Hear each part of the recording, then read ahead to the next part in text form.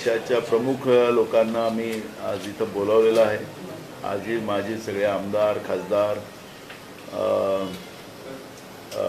पक्षाचे पदाधिकारी आणि त्या पद्धतीची मीटिंग आज या ठिकाणी चालेल आणि सगळ्या जागा कशा जिंकता येईल त्याच्यासाठी पक्षाने आणि त्या ठिकाणी काही अडचणी असतील त्या कशा दूर करता येईल या सगळ्या गोष्टीचा आढावा या निमित्ताने घेतला जाणार।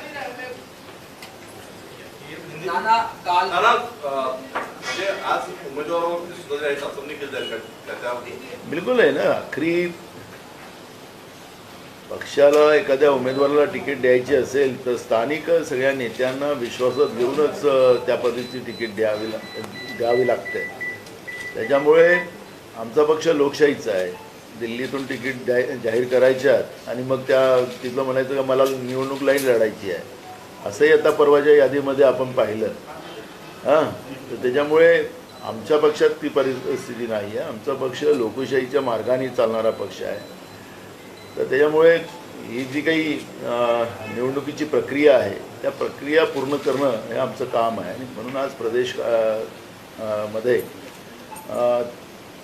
सगळ्या जागेतले जे आमचे प्रमुख आहेत ते प्रत्येक जिल्ह्यातल्या प्रमुखांना बोलवले आहे। एकीकडे तुमची चर्चा आहे, दुसरीकडे मात्र प्रकाश आंबेडकरांनी काल तुमच्या मतदारसंघामध्ये जाऊन सभा घेतलेली आहे। कुठेतरी प्रकाश आंबेडकरांची वेगळी भूमिका पाहायला मिळते। बघा 6 तारखेला ती मीटिंग होणार आहे, त्याच्यामध्ये तो निर्णय होईल। त्याच्यामुळे मी आज त्याच्यावर कुठली प्रतिक्रिया द्यावी असं मला वाटत नाही। प्रकाश आंबेडकरांना असं म्हणलेलं आहे की महाविकास आघाडीच्या 15 जागांवरती भांडण सुरू आहे, ते भांडण मिटलं की आमच्याशी चर्चा करा असं प्रकाश आंबेडकरांना म्हणतात। म्हणून 6 तारखेलाच ते मीटिंगला येणार आहे। त्यामुळे 6च्या मीटिंगमध्ये उद्धव ठाकरे जी आहेत, शरद पवार जी आहेत, आमच्याकडून बाळासाहेब थोरात जी आहेत, त्यामध्ये ती चर्चा होईल। त्याच्यामुळे मला आता ती चर्चा या ठिकाणी करावी असं मला वाटत नाही।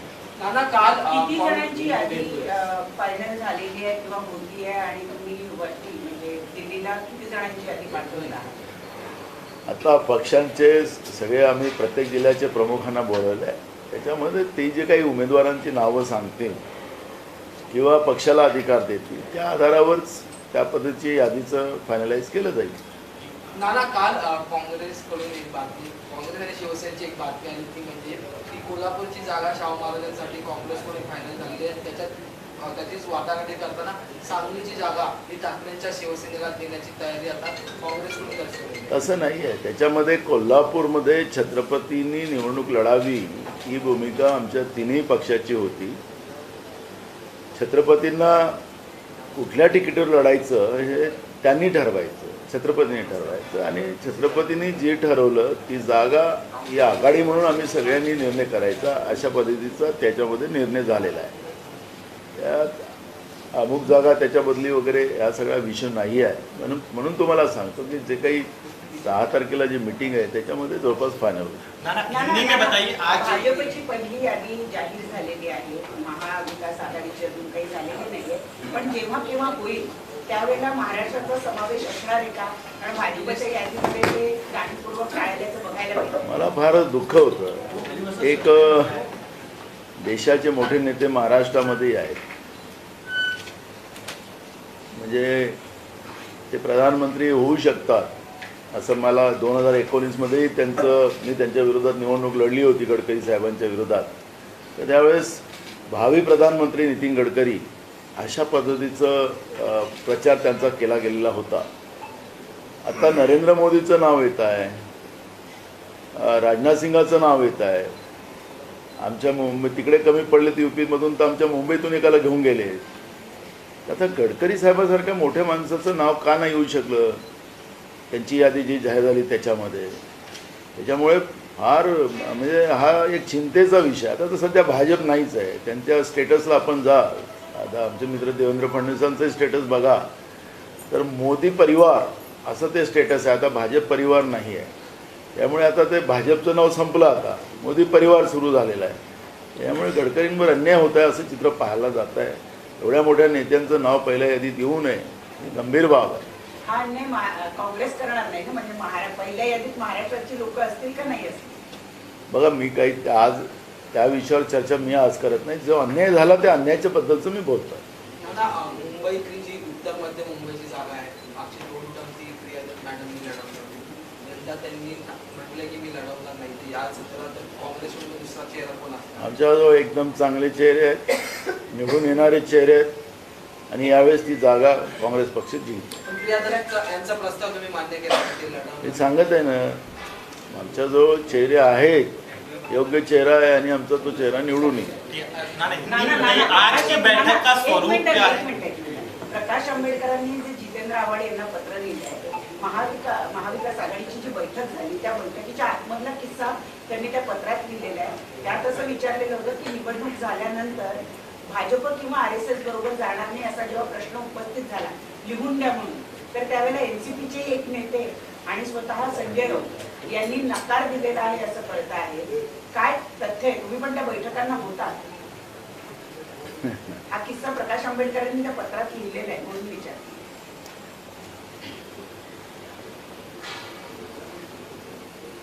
स्वाभाविक आहे की ज्या घटना महाराष्ट्रातल्या राजकारणात झाल्या ते होता कामा नये याची ते काळजी घेत असते असं मला वाटतं. तर काँग्रेस पक्षाला ते लागू होत नाही.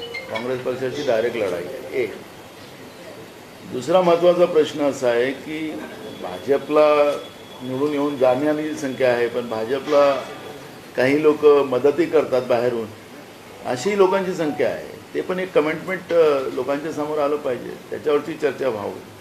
काँग्रेसची तयारी आहे पण सही करायची. आमचं तर काय सही, आमची सहीच आहेच. आम्हाला देशाच्या लोकांना माहिती आहे की काँग्रेस हा भाजपच्या या तानाशा प्रवृत्तीच्या विरोधात लढणारा पक्ष आहे, हे देशामध्ये माहिती आहे. त्यामुळे आमची आयडेंटिटीला कोणालाही त्याच्यामध्ये आमची आयडेंटिटी आहे. त्यामुळे असं सर्टिफाईड करण्याची काही गरजच नाही. देशातल्या लोकांना माहिती आहे. आमचे नेते राहुल गांधीजी ज्या पद्धतीने लढतात आहेत, आज ते कोणीच लढाई लढत नाही आहे. त्याच्यामुळे आमच्यासाठी ती आयडेंटिटी नाही आहे. आणि दुसऱ्या पक्षाचंही असेल तरी आज त्यांचे घरं पूर्ण बर्बाद BJPने केली.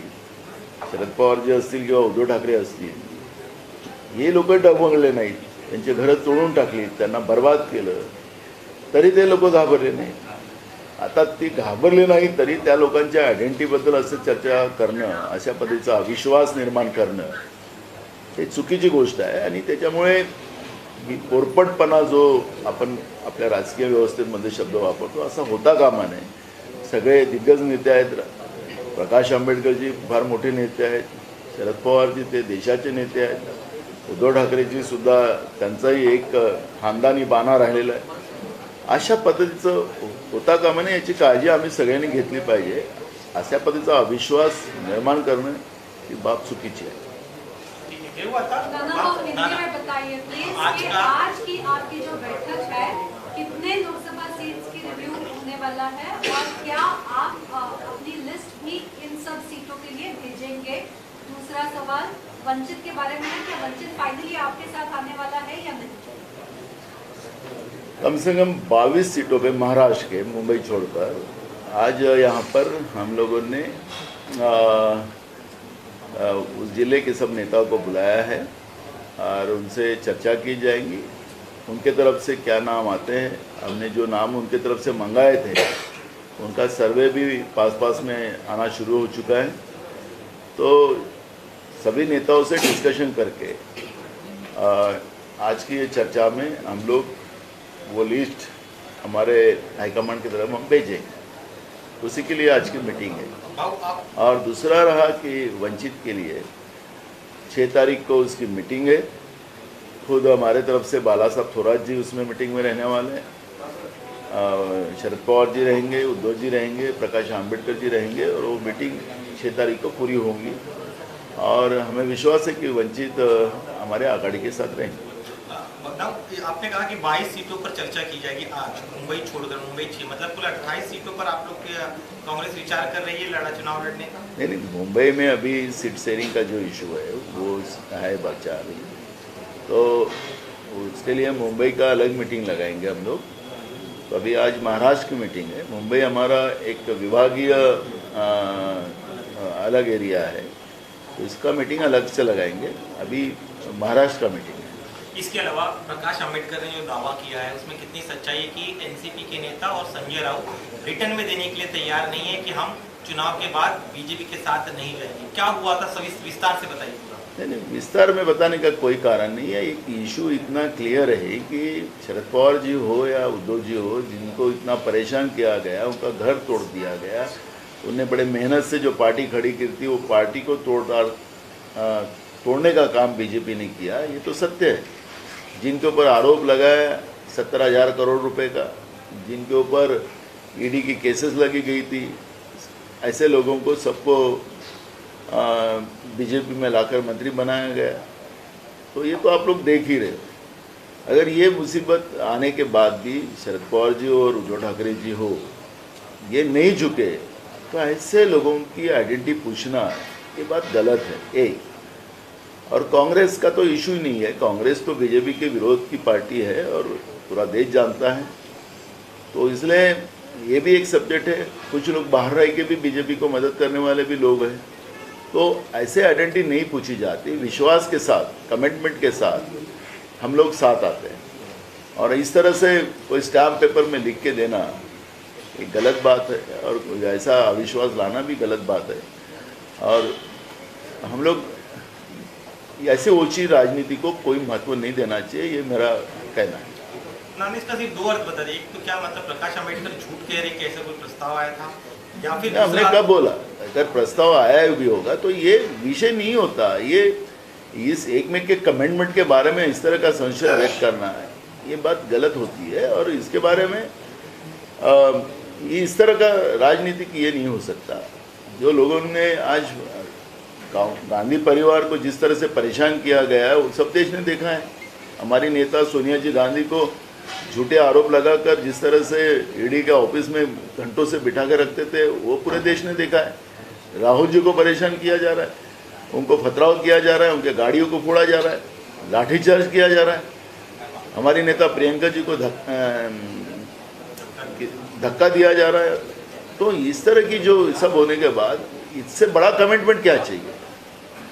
तो दो शहादत हमने देश के लिए, इस देश के लिए, ये लोकतांत्रिक व्यवस्था के बाद फिर इंदिरा जी हो या राजीव जी, उनकी शहादत हमने दी है। तो हमसे कमिटमेंट लेने का कोई किसी का अधिकार नहीं है। हमारा कमिटमेंट देश की जनता के साथ, हम देश के लिए है।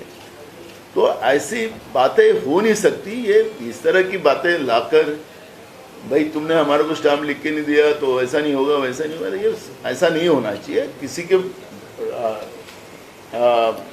आइडेंटिटी के ऊपर इस तरह से सवाल खड़ा करना ये बहुत बड़ी गलत बात है। और मुझे लगता है कि ठीक है, उन्हें मजाक में पूछा होगा, ऐसा ही मैं बोलूँगा, बाकी क्या है।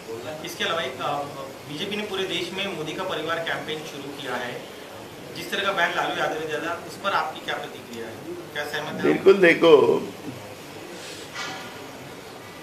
जिस विचार ने, जिस माँ ने मुख्यमंत्री बनाया, उनको देश का प्रधानमंत्री बनाया, उस बीजेपी को ही अब नामो निशान खत्म करना और खुद की आइडेंटिटी सामने लाकर मोदी परिवार बनाना, पार्टी का नाम ही बदल दिया है।